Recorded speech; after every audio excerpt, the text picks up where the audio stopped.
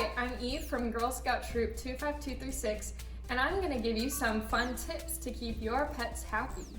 I'm going to tell you about different types of treats and toys that you can make for your pets. First, let's talk about treats. So I found this recipe online and I made it for my dogs and they really love these treats. So what you're going to need is 1 cup of pumpkin, 2 eggs, 3 tablespoons of peanut butter, and make sure it does not contain xylitol, 2 cups of whole wheat flour, and a half tablespoon of cinnamon, which is optional. You're gonna preheat your oven to 350 degrees Fahrenheit. Whisk together the pumpkin, eggs, and peanut butter. Fold in the flour and cinnamon. Add any additional flour until dough is not sticky to the touch.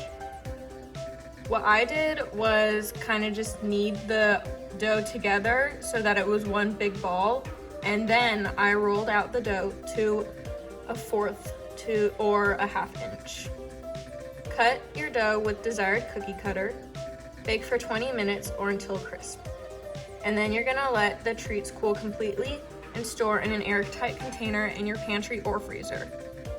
The treats will last 2 to 3 days in the pantry and up to 6 months in the freezer. Now I'm gonna talk about treats for cats. And I don't have any cats, but I did give them to my friend who does have cats, and they really liked these treats, so I definitely recommend them.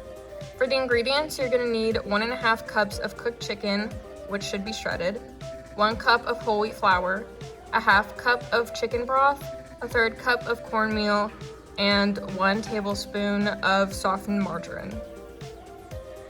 To prepare these, you need to preheat your oven to 450 degrees Fahrenheit.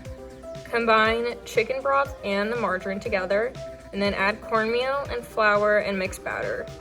Knead batter into a ball and roll it out to 1/4 of an inch. Cut into 1/2 inch pieces, or however big you want them, however big or small. And then bake for 20 minutes on an ungreased cookie pan.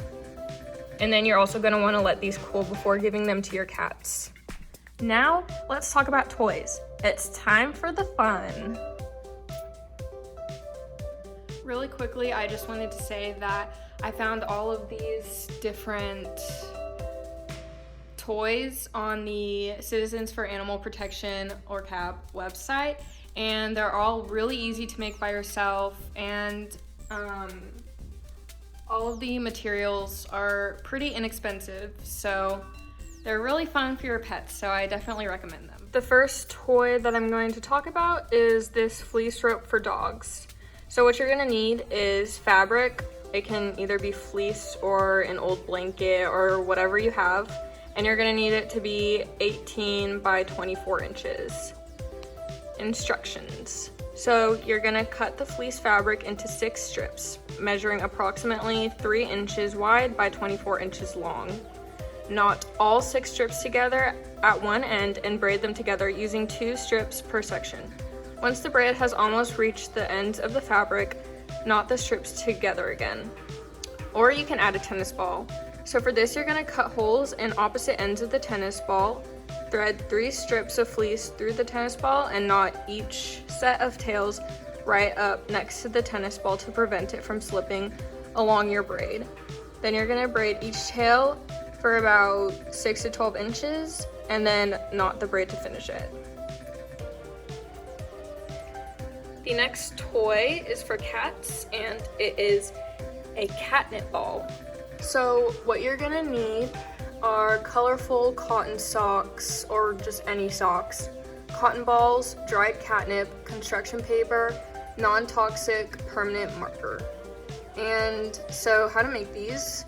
You're going to make a funnel out of the paper and insert it into the sock. Pour enough catnip to fill it halfway. You can use cotton balls as stuffing to help fill the sock. Pack lightly. If the sock is long enough, you may want to tie it at the base of your stuffing, then turn it inside out and tie a knot at the other end. This will reinforce the toy by doubling the fabric around the catnip.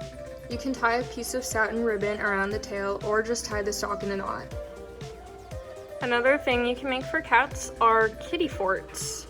So what you're gonna need is a cardboard box or cardboard boxes, cloth or construction paper, non-toxic glue, and whatever decorations you want. First, you're going to select a cardboard box with these approximate dimensions. 1 foot by 1 foot by 1 foot. Cut out a large opening for the front side. Cover the box with cloth or construction paper, and remember, use only non-toxic school glue. Decorate your fort with stamps, stickers, pictures, whatever you want, and then add yarn, string, or a twirler cat toy for extra fun. And this last toy is also for cats, or it could be used for small dogs. It's called a twirler. So what you're gonna need is an old cotton t-shirt or fleece material.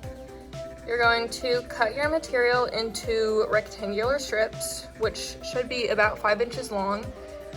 Take the 2 strips and lay them across each other in a cross pattern.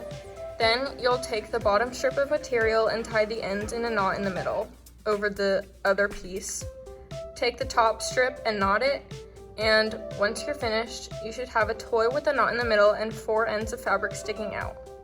Thanks for watching my video, and I hope that with these different treats and toys, you can keep your pet entertained. Make sure to watch my other videos. Bye!